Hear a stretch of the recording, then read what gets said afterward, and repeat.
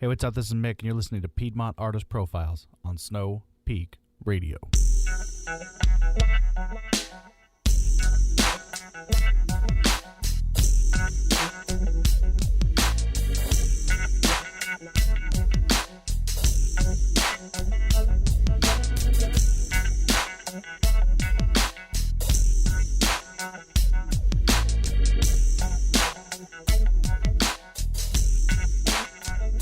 Welcome to Piedmont Artist Profiles. In this episode, I'm trying yet another format.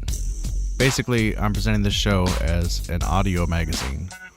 We'll check in with Gonzo, a rock-funk band that is planning on doing really big things, originally from Ohio, but now they're down here to bless us with their presence.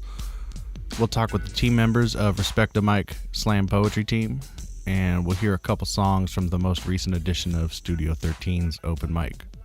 I'd like to take just a second to address some current events. The bombings in the UK, it kind of rolls over into entertainment. So as I'm recording this, Ariana Grande is holding her benefit concert in England to support the victims of the mindless and evil attack. I think this is really brave, and it really says a lot of who she is as a person. This world's a violent place with people who have all these wacky ideologies that are archaic and evil. And I'm not addressing one specific group. There are terrorists in all shapes and sizes. The attacks in the UK, the murders in Portland, school shootings, these are all portrayed by people who are just evil, period. And in my mind, the only way to refuse to let them win is to boldly stand up and go about your business. You got to be vigilant and report the things you view as suspicious. But man, locking yourself in your house, afraid of others, will only drive you insane and tear us all apart.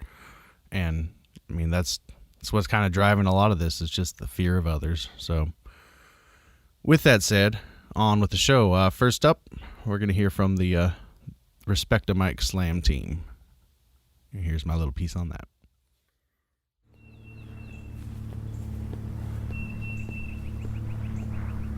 In a humble, converted house in an industrial neighborhood between Graham and Sugar Creek, I opened the door to my first experience with slam poetry.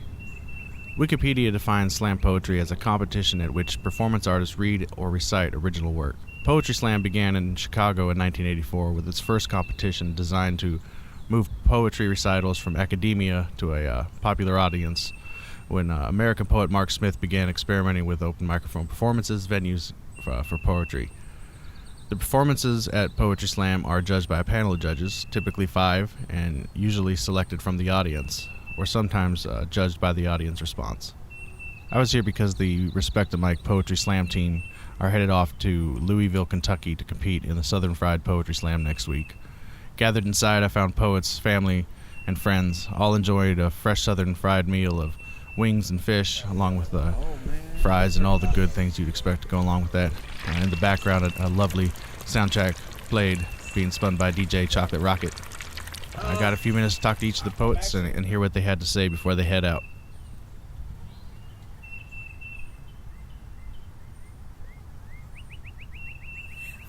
What's up, world? This is Kia Flo from Jacksonville, Florida, by way of Charlotte, North Carolina. Been doing poetry for about 7 years. Really? Almost 7 years. You've been doing have you been doing slam the whole time? No, actually, I didn't get into slamming until moving up to North Carolina. First few slams, they weren't the best, but, just kept coming back and just started getting great. Now I'm on a team and we're going to represent Charlotte. One of the teams going to represent Charlotte. So. Right. Is this your first time going to this competition? Actually, no, this is my second. I went to Louisville 2 years ago. Okay. I went to Little Rock, Arkansas 2 years ago. Awesome. Mm-hmm. So what are your expectations? Are you nervous about it? Are you excited? Being that this is my second one, I'm not nervous. I'm definitely excited just to be around all of the great people that I look up to, anticipating hearing the new voices. It feels like a big family reunion, so you're going to see, cousins that you probably only see once a year, but they're poetry cousins, and it's really all friendly, fun competition. I'm not going to that slam hoping to come home with some money. I mean, if I do, of course, great, but I feel like if I go in with that anticipation and it doesn't happen, Right. So did you write any special pieces for the competition, or are you just bringing something out of your repertoire? Well, yeah, I would say yes, because my most recent piece that I actually am bringing, I have not performed it anywhere except for in this competition, and I just wrote it. I hadn't made a team yet. They hadn't even started the Grand Slam final, so I didn't know when I wrote it, but it's going to be used for that. It was perfect enough for it, so I think I, in a way, kind of did write it for it. So. Awesome. Where can people find you? Have a Facebook website or anything for your art side? Well, you can find Kia Flow on social media under Kia Flow. You can Google it. I'm trying to find a new way, but, you know, the old way is great as well. So Kia Flow on Instagram, Twitter, Facebook. Awesome. Yeah. All right. Thanks for taking some time. Thank you. Mm-hmm. Peace, family. This your boy, Mr. Witz from Granny's Boys. You can check me out on Witz, Mr. Witz on Facebook, or damn, boy, what is my damn Instagram? Boy, I tell you, I'm not that great with the interviews. We'll plug it in the bottom. Okay, we'll plug it later on. So how long have you been doing slam? Slam is new to me, man. This is a wonderful experience. This is going to be my first year actually doing a slam competition, but last year I did maybe 3 or 4 miscellaneous slams that was held community-wise. Mm-hmm. But this is going to be my first time actually venturing out and getting that whole vibe. So did you start as a poet, or you have a hip-hop act, right? Yeah, I actually started writing as a poet. Mm-hmm. All right, that's when writing was introduced to me. But as we get older, growing up in New York, everything was hip-hop. So I took to that element more easily. Right. And I was always a rapper. And from the 90s into the early 2000s, now I kind of put it to the side. Mm-hmm. And my brother started Say Word Tuesdays, and that's what brought me back into the poetry element. And I actually just started writing new things. So all the stuff that you're getting from me is like 4 years young. Mm-hmm. So what brought you down to North Carolina from New York? Life, man. Yeah. You know, just wanting to live better, wanting to be able to have a place that I could say my family is safe as I, raised them up. Yeah. It's a pretty safe community. So. Oh, yeah. So what is your expectations for the competition? Oh, man, I'm going out there to give them my best, put my heart out there, and, I'm just hoping that other venues call for me and look for me and see my team, my squad, and say, look, we need y'all to come out here and put on for these guys in this town. Right. So really it's just about spreading that word, giving that love. I do a lot of positive poetry. So it's conscious stuff that mainly come from me. So I'm a feeder. Mm-hmm. I like to make sure everybody walk away with a full belly. That's beautiful. All right, man. Thanks for taking some time. Thank you, my brother. Hello, my name is Lady V Poetry. I am a poet here in Charlotte. I've been here since 2012. I started poetry when I was 12 years old in South Carolina. How long have you been doing slam poetry specifically? The first time I did a slam, it was in 2010 at Art Bar in Greenville, North Carolina, and it was for the slam team that was run by Sharita. I don't remember the slam team name, but I didn't make it. So you've been at it for a while. Yeah. Is this your first the Southern Fried Slam, right? No. It's not my first time going to Southern Fried. I was there last year. I did work. I was on the other side of the poetry scene before for other slams. Like I've been to nationals, I went to Southern Fried and stuff like that. But this time I'm actually competing again for the second year. Okay. I was on Respect the Mic team last year, 2016. Yeah? Yeah. So did you write a specific piece for this, or are you just kind of pulling something out of the catalog? Actually pull stuff out of the catalog, but we did write a group piece specifically for Southern Fried. What are your expectations? Are you excited? Are you nervous? I'm excited because I get to see all my friends. Right. I don't really get nervous until after I finish performing. So it's a good quality. Yeah. So I'm just excited. I'm excited for like my other teammates that have never been, or like it's been a long time since they've gone. Like we have one other teammate that went a couple years ago. But this will be her first time going with the actual team that we actually have team practices and team building and group pieces and stuff like that. So awesome. It's going to be a new experience for her. Cool. And so, yeah. And then we have a bunch of freshmen. So, yeah. That's always great. That's always awesome. Great. So do you have any published work out there? I have some published work on websites in the National Poetry Book. Oh. Yeah. And also, I have some on my website. Okay. LadyVPoetry.com. Lady V Poetry. Facebook, anywhere else we can find you? Facebook, Twitter, everything. Lady V Poetry. I got you. All right. Thank you very much. You're welcome. Thank you. My name is Shane Maynard, and I am one of the members of Respect the Mic. So, Shane, this is your first poetry slam competition, isn't it? It is, yes. I used to be hugely against slam, but not so much anymore. So this will be my first time participating, so I'm excited. So you are excited? I am. Nervous at all? No, I think I'm more eager. I'm really excited to meet other poets from other states and get to hear what they're about and hopefully come back stronger, too. Mm-hmm. So, yeah. So, do you have a strategy with your poems? I don't really know how slam works. I do, actually. A lot of slam poetry, it depends on the judges. So you can kind of look at who the judges are. Like maybe if they're all women, maybe you'll pick something that might pertain to them. It's really hard because you can't just assume what somebody's going to like, but you can kind of use demographic to your advantage because those are the people that you're trying to get to really get captured by your poems. So. I'm also really excited about touching a lot more people that I haven't been able to before. So, so you have a book coming out pretty soon, right? I do. You excited? Yes, I'm very excited. Fallen Heroes of the Awful Waffle, and it should be coming out. I thought this week, but it's next week. Okay. So I'm getting my shipment of books in, and everyone who's ordered should be getting theirs soon. So Sweet. I'm excited. I got a couple on order. Yeah, man. All right, where can people find you online? You can actually Google my name, or you can find me on Facebook as well, or you can just look through any Respect the Mic Slam Team page. You can find me off of there. So, cool. And my name is Shane Maynard, and the last name is Manier. All right, thank you, Shane. Thank you.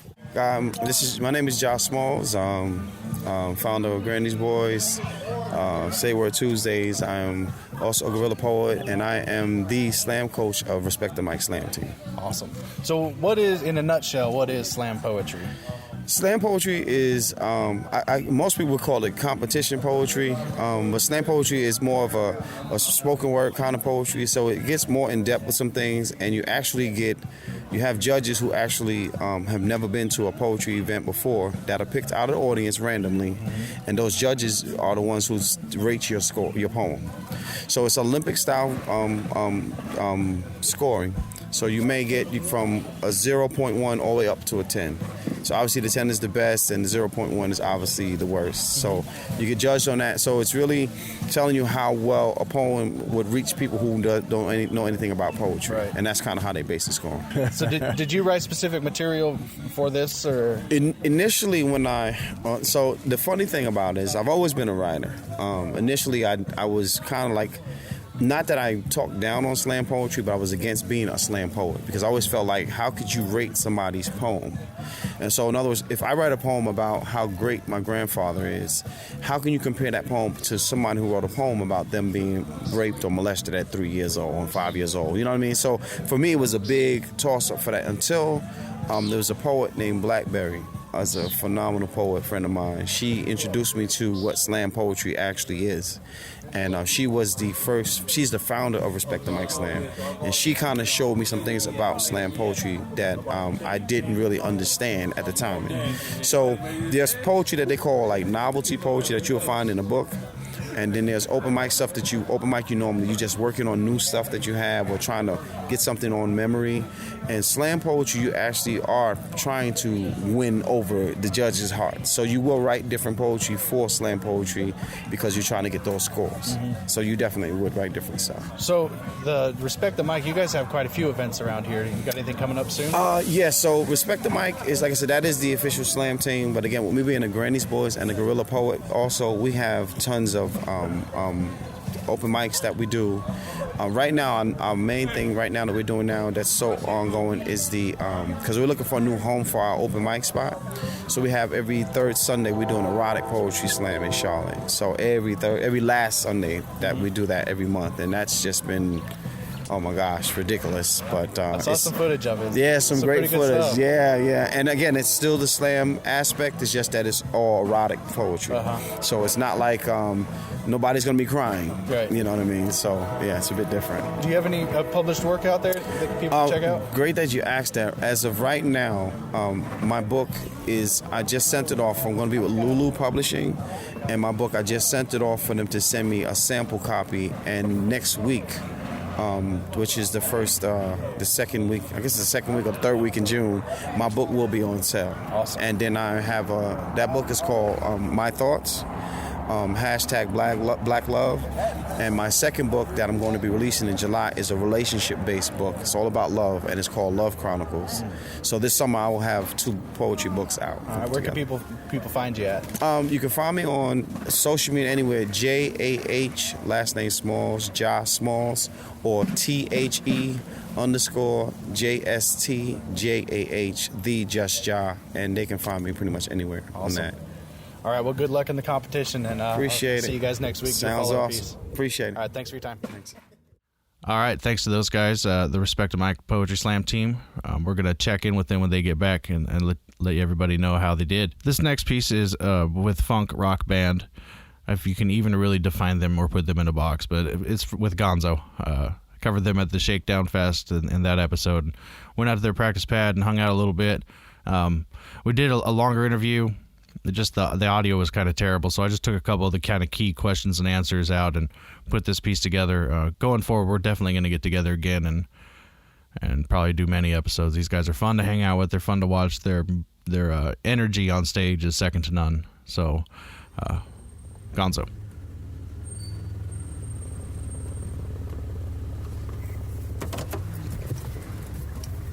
The Gonzoplex is tucked away in a quiet neighborhood in South Charlotte.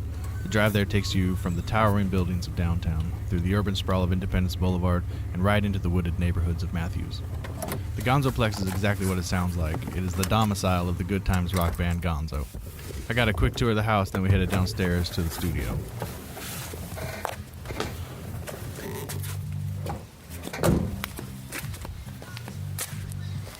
Hey, Poppy. Hey. What's up, man? What's going on, man? Hey, I'm Dan. Yeah, nice to meet you. Like your shirt. Thanks. That's like a kitty cat.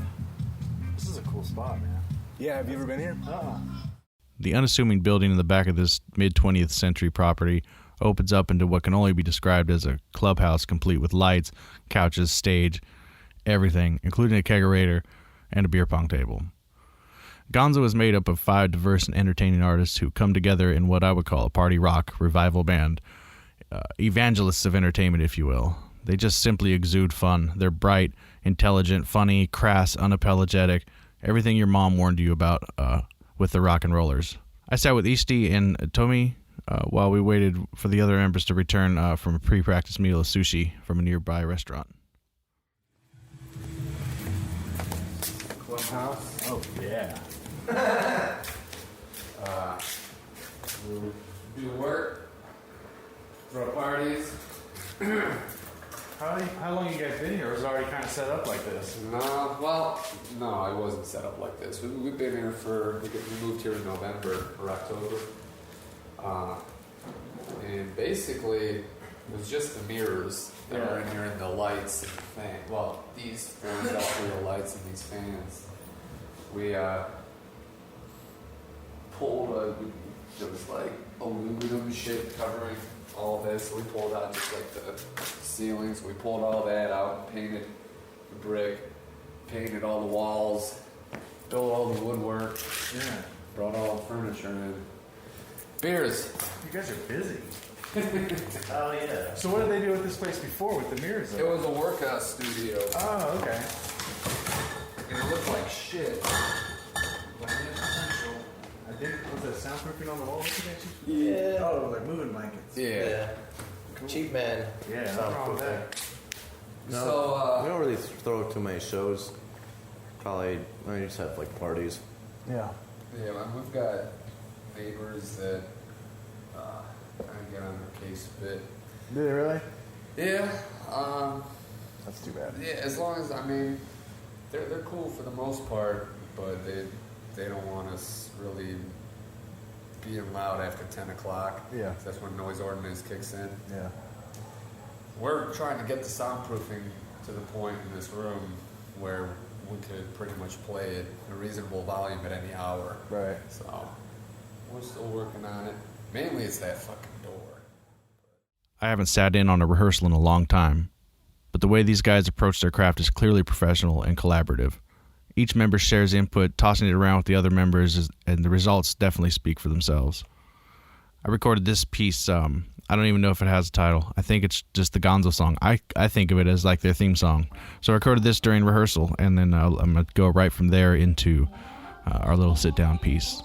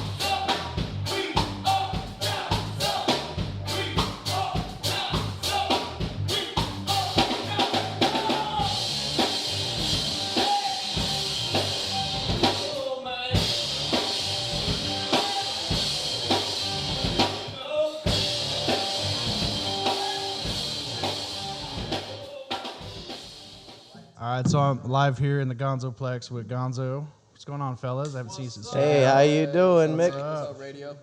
So you guys played a show last week, right after Shakedown? Yes, we did. Play a couple. How'd that go down? There we go. Now I can see. He was pretty good? Right on. So this place is badass, the Gonzoplex. Describe it as like a clubhouse with sweet-ass metal roofs, real industrial feel. I fucking dig what you guys have been doing here, man. You could do a lot with it. There's a lot of mirrors. Yeah. You can use your imagination. It was a lot of work being put into goes, this. But, Yeah, if a lady, Yeah. not 5 dudes in a band. So what you're saying is you guys have Zumba classes here as We well? do Zumba, capoeira. Capoeira, yes. We have some people come and hide out for a while. I guess I kind of gave that away. So there goes Safe that. house. That doesn't work anymore.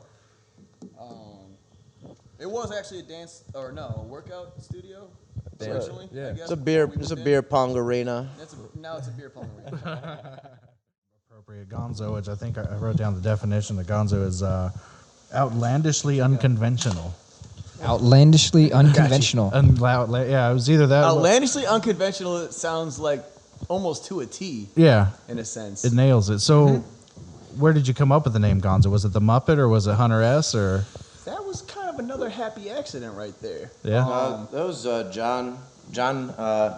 So pretty much getting a little bit more of a background. The beginning of Gonzo started when I met John Sabo, one of the founding members and guitarist.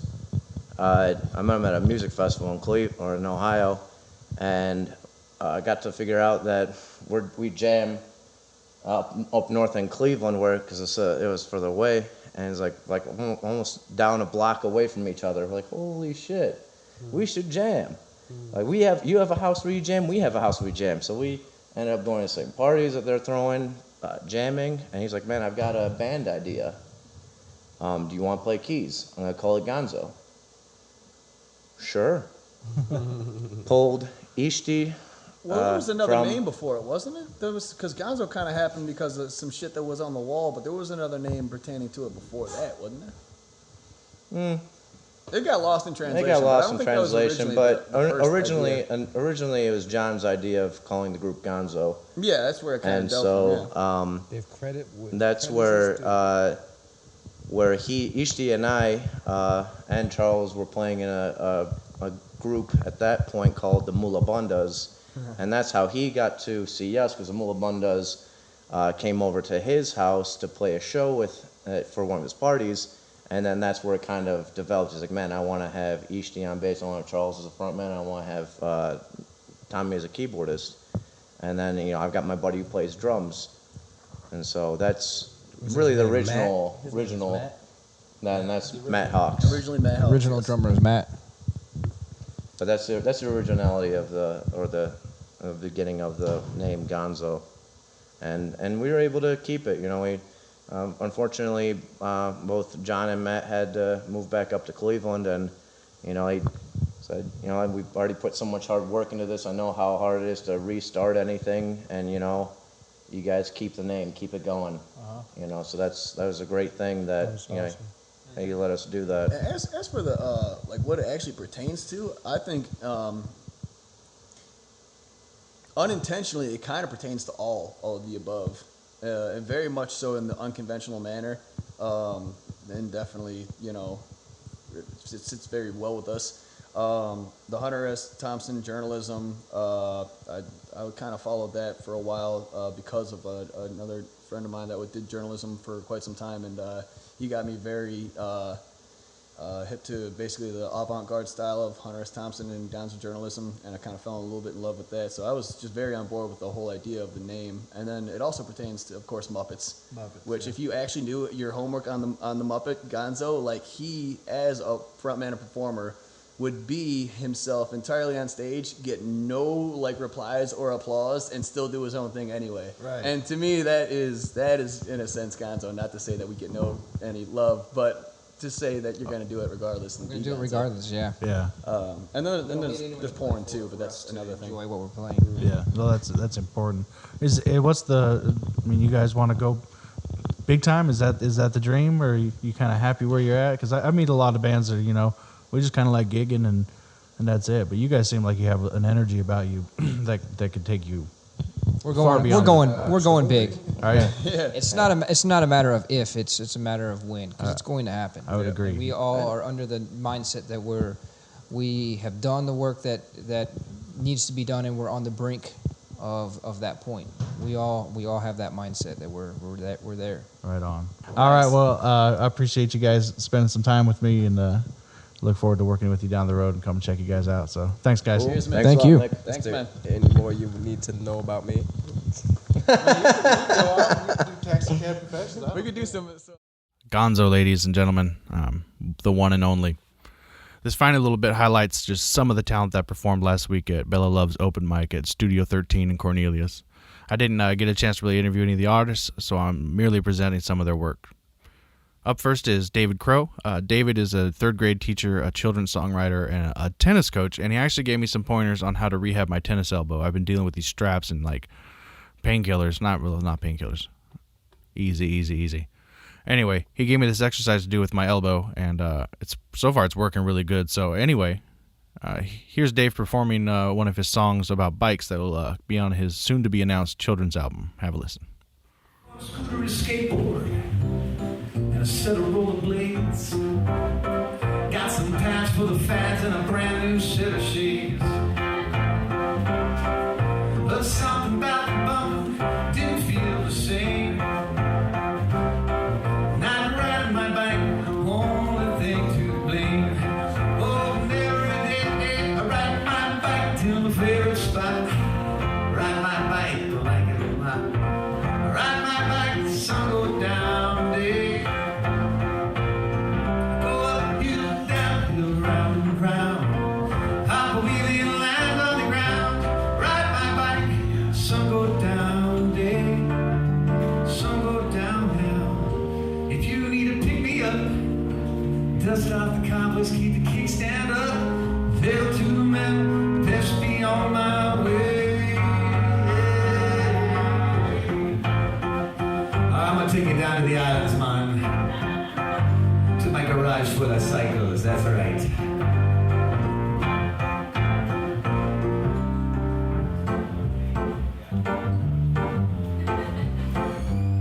I got a garage full of cycles that are off a chain. Some go clickety-clackety down memory lane. I got pro-lifts, spoke-lifts, styles that won't stop. Let me tell you some of the bikes I've got. I've got my unicycle, bicycle, tricycle, four-wheel roller. Hitch my tight to the back of a bike and a tag-along stroller. My alloy wheels, race handlebars, and roller railer. Shorty my torque to pull a 15-foot trailer. My patriotic max for the stars and stripes. I'm miling and freestyling on my bird half bike. Lance Armstrong, come along and I feel the need. 0 to 40 in the blink of an eye with a 22 speed. I got bikes with polka dots and bikes with stripes. I got a solar power, bike power, and neon lights. Velocity, the accessories in need of repair. Even the stationary bike when I want to go nowhere. But my favorite bike, it's in a class all its own. It's a bike that I like as a Titan, even now when I'm grown. It hangs on a hook and a nook and I don't share it with others. Before it was mine, it was my great-grandmother's. I feel the snug and I'm gonna run when I ride it. And the ease of the breeze through my hair makes me feel so united. Thanks for letting me share all my cycles with you. I hope you have something in your life you're proud of. Ride my bike across the 7 seas. Oiling way to the coconut trees. Ride my bike across the ice and snow. Up and down Kilimanjaro. Gonna ride my bike to the rain and the thunder. Oiling way to the land down under. Ride my bike till the sun go down today. Sun go down today. Sun go down today. Sun go down to center. Ride my bike, ride my bike, ride my bike.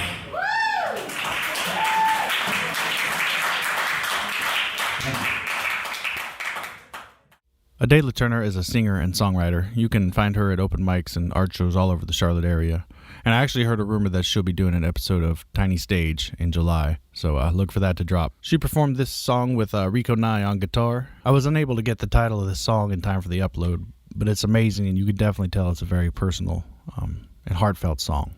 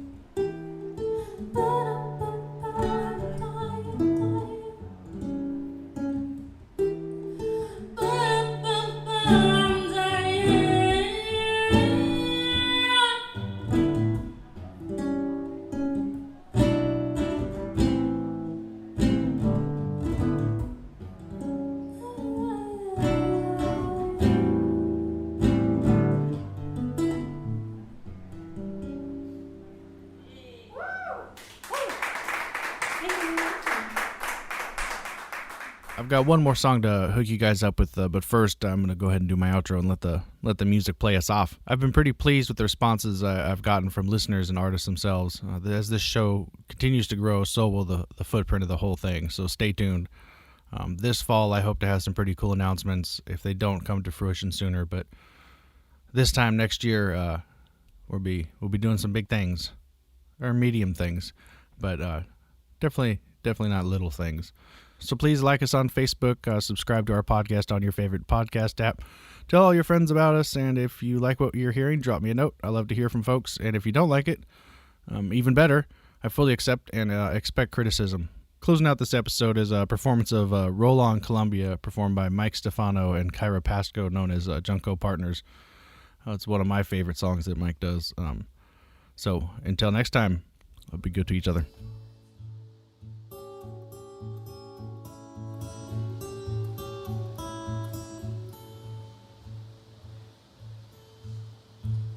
There's a crack in my tin and there's insects invading my ceiling. I lost track of the task, but I smell what I gave up on peeling. In the way